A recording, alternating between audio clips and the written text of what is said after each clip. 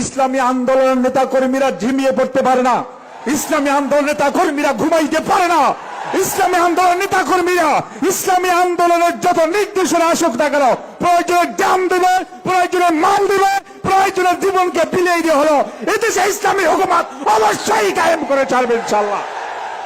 নয়নের মণি, বাংলার লক্ষ কোটি মানুষের হৃদয়ের স্পন্দন, নায়েবে আমিরুল মুজাহিদিন হযরত মাওলানা সৈয়দ মোহাম্মদ ফাইজুল করিম সাহেব দামাত বারাকাতুহুল আলিয়া উপস্থিত আছেন আজকের এই মহাসমাবেশের কেন্দ্রীয় নেতৃবৃন্দ, ইসলামী শ্রমিক আন্দোলনের কেন্দ্রীয় নেতৃবৃন্দ, ঢাকা উত্তর এবং দক্ষিণ মহানগরের দায়িত্বশীল ভাইয়েরা, আমার সামনে উপবিষ্ট শ্রমিক ভাইয়েরা।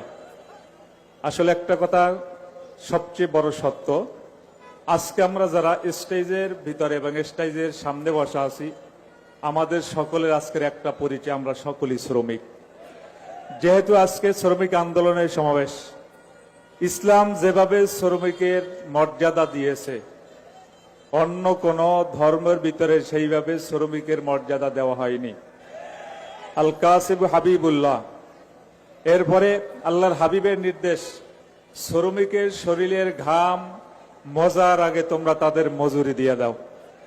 যুগ যুগ ধরে আমাদের এই শ্রমিকদের ন্যায্য অধিকার ফিরিয়ে আনার জন্য আন্দোলন চলতেছে, সংগ্রাম চলতেছে, কিন্তু যেই ধারায়, যেই পথে, যেই মতে আমাদের আন্দোলন করা দরকার, আমি বলবো সেই ধারা আমরা শনাক্ত করতে আমরা ভুল করেছি। কারণ ইসলাম পারে আমাদের ন্যায্য অধিকার নিশ্চিত করতে।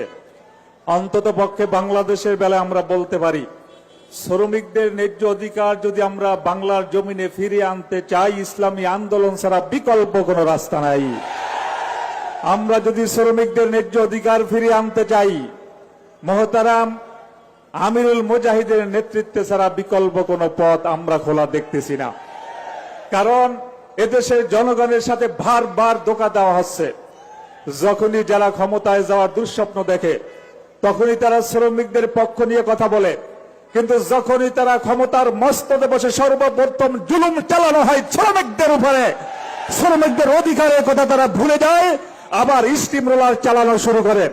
এই জন্য আমি সকলকে উদাত্ত আহ্বান জানাবো, আমরা যদি শ্রমিকদের ন্যায্য অধিকার ফিরিয়ে আনতে চাই, মহতারাম আমিরুল মুজাহিদিন এবং নায়েবে আমিরুল মুজাহিদিন সহ কেন্দ্রীয় নেতৃবৃন্দ আমাদেরকে যেভাবে দিক নির্দেশনা দিতেছেন, সামনে যেভাবে নির্দেশনা দিবেন, এই নির্দেশনা পালন করতে আমি আশা করি ইসলামী আন্দোলনের নেতা কর্মীরা ঝিমিয়ে পড়তে পারে না, ইসলামী আন্দোলন নেতা কর্মীরা ঘুমাইতে পারে না, ইসলামী আন্দোলন নেতা কর্মীরা ইসলামী আন্দোলনের যত নির্দেশনা আসুক না কেন প্রয়োজনে জান দেবে, প্রয়োজনে মাল দেবে, প্রয়োজনে জীবনকে বিলিয়ে দিয়ে হলো এদেশে ইসলামী হুকুমত অবশ্যই কায়েম করে ছাড়বে ইনশাআল্লাহ।